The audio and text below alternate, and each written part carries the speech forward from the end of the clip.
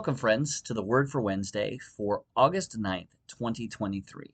When you see this video, I will be in the midst of an epic road trip that includes 8 U.S. states, 3 Canadian provinces, and nearly 6,000 miles. The bulk of our trip will be spent in Alberta, Canada. The jewel of Alberta is a park called Banff, B-A-N-F-F. It's an amazing place. We've seen great pictures, and when we come back, we hope to show you some of our own and to share some great stories of the other national parks that we'll be seeing. On this trip, we will take all kinds of roads. We will be on interstate, mountain passes, national park roads, and gravel roads. Each of these roads will offer their own set of interests. National park roads are particularly interesting, at least the ones in the United States. We have yet to be to the ones in Canada, but I imagine they're quite the same. To understand national park roads, you need to understand a story that came out a couple of years ago from one of our trips.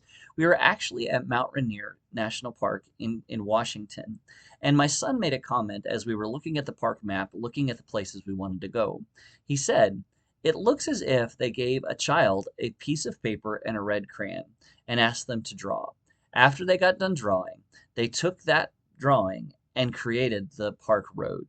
This is kind of emblematic of many of the roads in the national parks, but they also lead to some amazing places.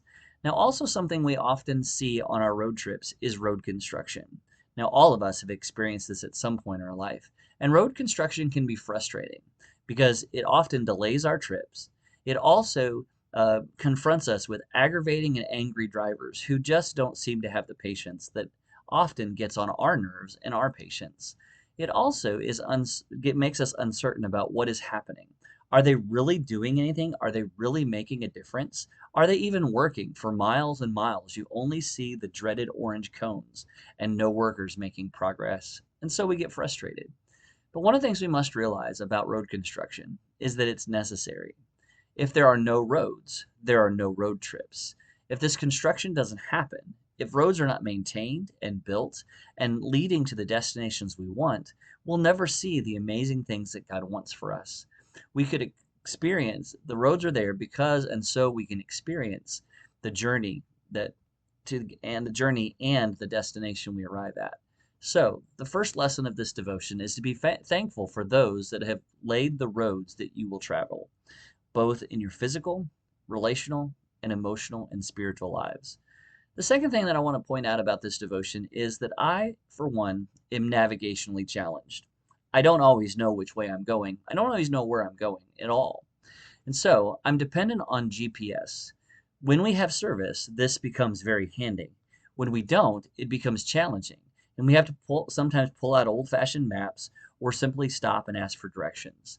Prior to taking any trip, I often study for days and weeks beforehand the locations and the journey or the route we're going to take.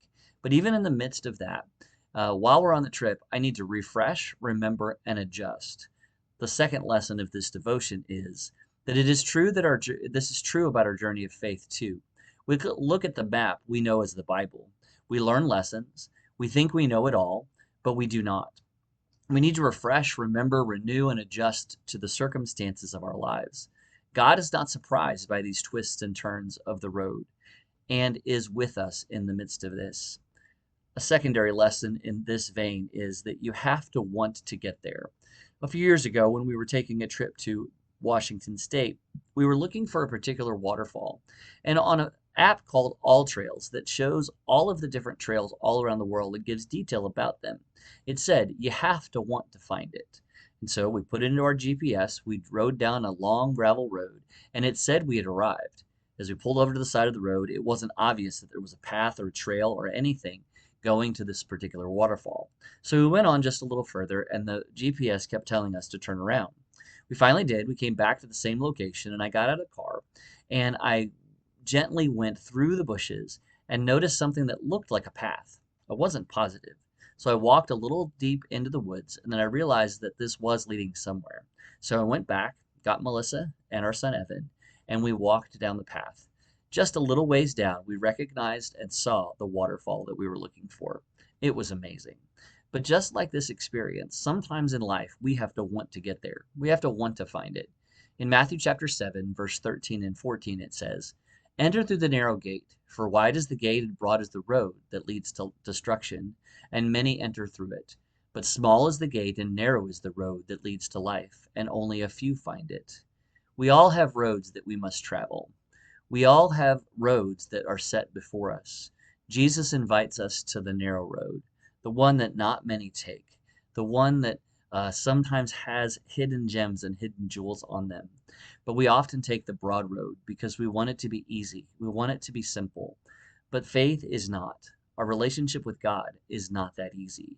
But when we take the narrow road, it leads somewhere spectacular. It is my hope this summer that you will have a chance to get out on the roads of this life, of this world, and see some amazing and incredible things that God has made. That you'll be able to meet some new people that offer you new perspectives and an opportunity to understand God's grace in a new way.